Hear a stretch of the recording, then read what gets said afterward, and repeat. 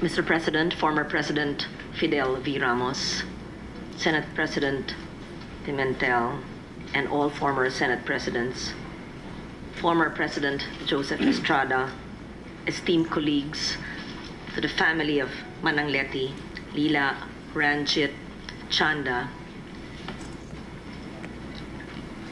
Perhaps it was not a coincidence that former Senate President pro tempore Leticia Ramos Shahani passed away on Women's Month. Perhaps even until her death, she wanted to make a statement on women empowerment. Manang Leti was, after all, a true embodiment of the empowered Filipina. Even before the Philippines elected its first female president, Senator Shahani was already fighting for a niche for women in the global arena at a time when gender equality was a dream far from reality. She had an illustrious career as a diplomat, first joining the United Nations in 1964, working at its Division of Human Rights. In 1974, she chaired the UN Commission on the Status of Women, which recommended that 1975 should be celebrated as International Women's Year. As a foremost women's rights advocate, she pushed for the institutional empowerment of women. She prepared the first draft of the Convention on the Elimination of All Forms of Discrimination Against Women, or CEDAW, known as the International Bill of Rights for Women, adopted by the United Nations General Assembly in 1979. In 1985, she served as Secretary General of the Third World Conference on Women in Nairobi, Kenya. And in 1995, she headed the Philippine delegation to China for the Fourth World Conference on Women, where the UN adopted the Beijing Platform for Action promoting gender mainstreaming as a strategy for national policy. Senator Shahani likewise championed women's rights here at home. As legislator from 1987 to 1998, she authored Republic Act 6725, dubbed as a Shahani Law, which addresses gender discrimination at work. She introduced the Anti-Rape Law of 1997 and the Rape Victim Assistance and Protection Act of 1998, among others. Senator Shahani also introduced the inclusion of the mandatory 5% allocation in the budget of every government department and agency for gender and development, or the GAD law. Manang Leti was also an environmentalist. She was an educator, a culture advocate, and civil society leader. She had strong convictions about protecting our seas and our oceans and our territory, and spoke about it in many fora, including just recently, perhaps last year, at the Management Association of the Philippines, where I was present, and she talked to me about this even in private.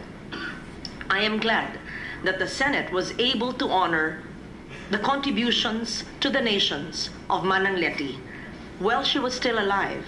I authored Senate Resolution number 87, honoring her achievements in 2015, which was unanimously adopted by the Senate, and she was here to receive it. Manang Leti also had to be a strong mother, raising her 3 children almost single-handedly after the death of her husband following 8 years of marriage. On a personal note, I am honored that Manang Leti somehow took a liking for me and attended all the events from my first term up to just last year that I invited her to, even to my home. I've even been, of course, to her home, to her bedroom, and seen her Abel cloth. I just didn't make it to her favorite home, which is her bamboo home in Pangasinan, where she's been inviting me to sleep over, but never got to do it. That I regret. And she often congratulated me and encouraged me in my 3 terms as senator for the work that I do, even sending me her delicious kalabaw quesong puti, and when she would not send me, I would go to the Legazpi market to buy it from her staff. And when I had harvest, because in a sense I'm similar to her, I'm a weekend farmer, and I send my produce, which her staff would sell in their stall in the Legazpi market. So we exchanged our produce. And she would also send me, so thoughtfully, the delicious fruits from Taiwan whenever she would come from out of town. There are many things that Manang Leti and I share.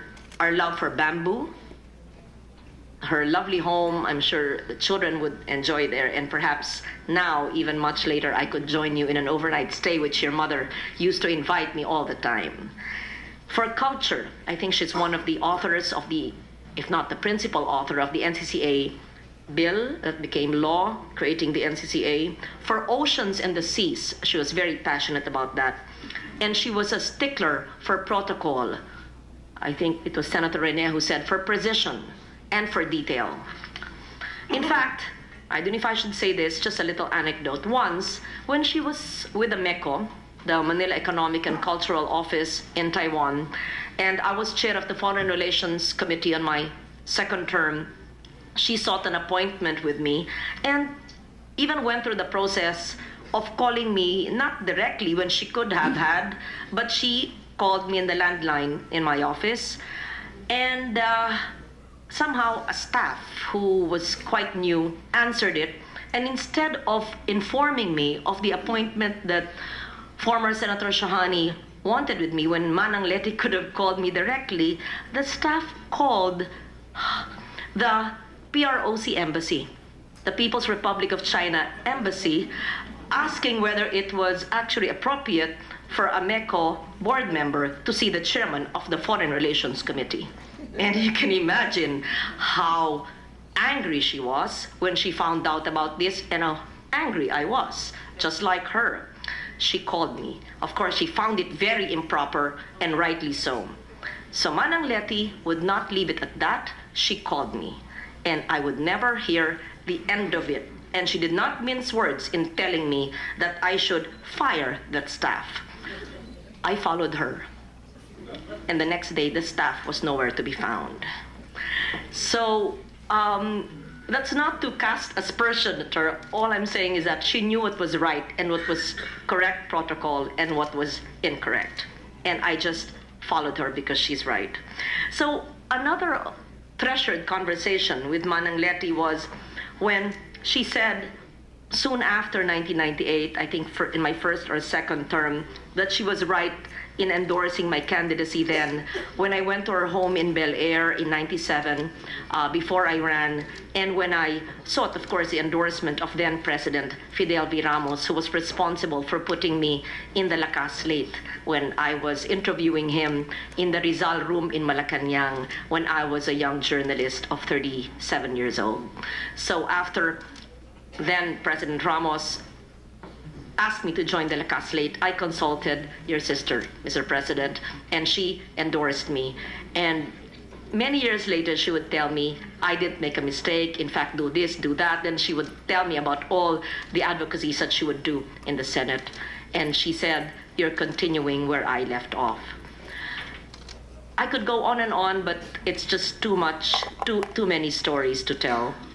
In her speech at the 4th United Nations World Conference on Women in Beijing in 1995, Senator Shahani declared, "Women of the world, behold, our time has come." This is so apt.